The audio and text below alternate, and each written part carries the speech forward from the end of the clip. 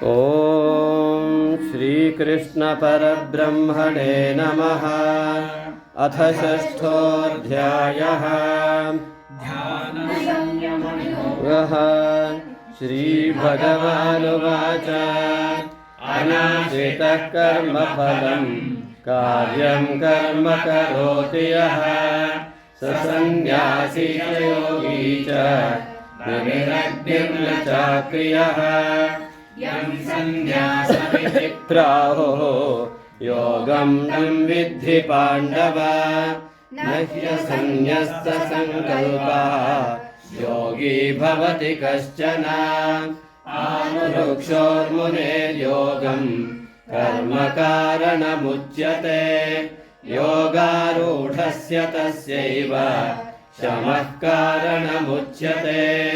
यदा हिनेन्द्रियार्थेषु न कर्मस्वनुषज्यते सर्वसङ्कल्पसन्न्यासी योगारूढस्तदोच्यते। उद्धरेदात्मनात्मानं नात्मानमवसादयेत् आत्मैव ह्यात्मनो बन्धुः आत्मैव रिपुरात्मनः। बन्धुरात्मात्मनस्तस्य येनात्मैवात्मना जितः। अनात्मनस्तु शत्रुत्वे वर्तेदात्मैव शत्रुवत्। जितात्मनः प्रशान्तस्य परमात्मा समाहितः। शीतोष्णसुखदुःखेषु तथा मानापमानयोः ज्ञानविज्ञानतृप्तात्मा कूटस्थो विजितेन्द्रियः। युक्त इत्युच्यते योगी समलोष्टाश्मकाञ्चनः। सुहृन्मित्रार्युदासीनं मध्यस्थद्वेष्वबन्धुषु साधुष्वपि च पापेषु समबुद्धिर्विशिष्यते।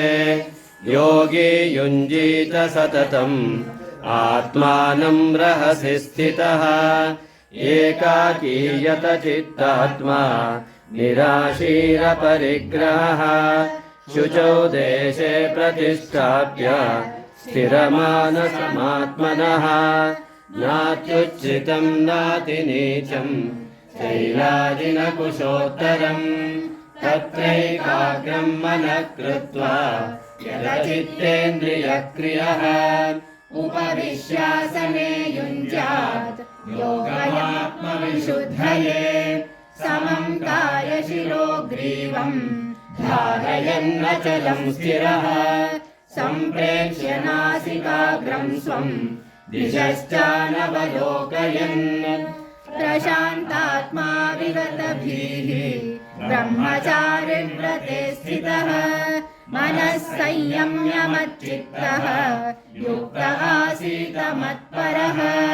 युञ्जन्नेवं सदात्मानं योगी नियतमानसः। शान्तिं निर्वाणपरमां मत्संस्थामधिगच्छति। नात्यश्नतस्तु योगोऽस्ति न चैकान्तमनश्नतः। न चातिस्वप्नशीलस्य जाग्रतो नैव चार्जुन। युक्ताहारविहारस्य युक्तचेष्टस्य कर्मसु युक्तस्वप्नावबोधस्य योगो भवति दुःखः। यदा विनियतं चित्तम् आत्मन्येवावतिष्ठते निःस्पृहः सर्वकामेभ्यः युक्त इत्युच्यते तदा। यथा दीपो निवातस्थः नेङ्गते सोपमा स्मृताः। योगिनो यतचित्तस्य युञ्जतो योगमात्मनः। यत्रो परमते चित्तं निरुद्धं योगसेवया। यत्र चैवात्मानं पश्यन्नात्मनि तुष्यते। सुखमात्यन्तिकं यत्तत् बुद्धिग्राह्यमतीन्द्रियं। वेत्ति यत्र न चैवायं स्थितश्चरति तत्त्वतः। यं लब्ध्वा चापरं लाभं मन्यते नाधिकं ततः। यस्मिन् स्थितो न दुःखेन गुरुणामपि चाल्यते तं विद्या दुःखसंयोगवियोगं योगसंज्ञितम् स निश्चयेन योक्तव्यः योगो निर्विण्णचेतसा सङ्कल्पप्रभवान् कामान् त्यक्त्वा सर्वान् शेषतः मनसैवेन्द्रियग्रामम् विनियम्य समन्ततः शनैः शनैरुपरमेत् बुद्ध्या धृतिगृहीतया आत्मसंस्थं मनः कृत्वा न किञ्चिदपि चिन्तयेत् यतो यतो निश्चरति मनश्चञ्चलमस्थिरम् ततस्ततो नियम्यैतत् आत्मन्येव वशं नयेत् प्रशान्तमनसंह्येनम् योगिनं सुखमुत्तमम् उपैति शान्तरजसम्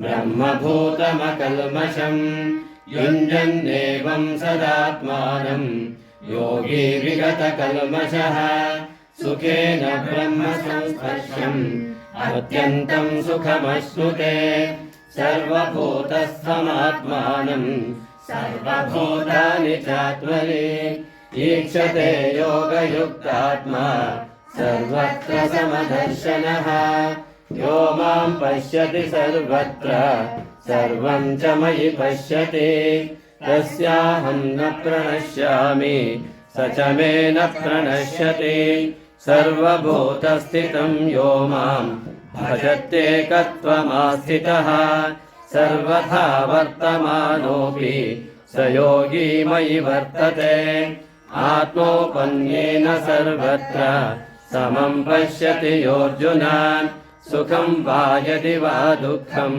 स योगी परमो मतः अर्जुन उवाच योऽयं योगस्त्वया प्रोक्तः साम्येन मधुसूदन एतस्याहं न पश्यामि चञ्चलत्वास्थितिं स्थिराम् चञ्चलं हि मनः कृष्ण रमाति बलभद्रुढम् तस्याहं निग्रहं मन्ये वायोरिव सुदुष्करम् श्रीभगवानुवाच असंशयं महाबाहो मनो दुर्निग्रहं चलम् अभ्यासेन तु कौन्तेय वैराग्येण च गृह्यते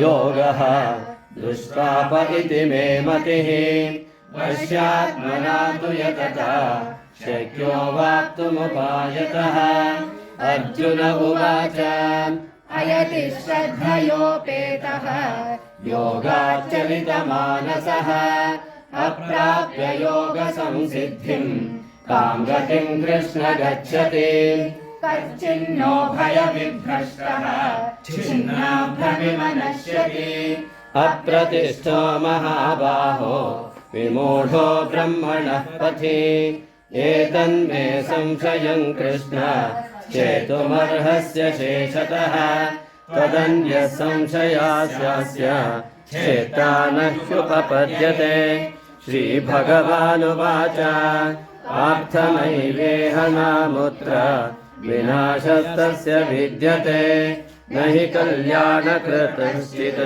दुर्गतिं तात गच्छति प्राप्य पुण्यकान् लोकान् उषित्वा शाश्वती समाः शुचीनां श्रीमतां गेहे योगभ्रष्टोऽभिजायते अथवा योगिनामेव कुले भवति धीमताम् एतद्धि दुर्लभतरं लोके जन्म यदीदृशम् तत्र तं बुद्धिसंयोगं लभते पौर्वदेहिकम् यतते च ततो भूयः संसिद्धौ कुरु नन्दन पूर्वाभ्यासेन तेनैव क्रियते विमशोऽपि सः जिज्ञासुरपि योगस्य शब्दब्रह्मादि वर्तते प्रयत्नाद्यतमानस्तु योगी संशुद्ध किल्बिषः अनेकजन्म संसिद्धः ततो याति परां गतिम् तपस्विभ्योऽधिको योगी ज्ञानिभ्योऽपि मतोऽधिकः कर्मिभ्यश्चाधिको योगी तस्माद् योगी भवार्जुन योगिनामपि सर्वेषां मद्गतेनान्तरात्मना श्रद्धावान् भजते यो मां समे युक्ततमो मतः। ॐ तत्सदिति श्रीमद्भगवद्गीतासु उपनिषत्सु ब्रह्मविद्यायां योगशास्त्रे श्रीकृष्णार्जुनसंवादे आत्मसंयमयोगो नाम 6. अध्यायः।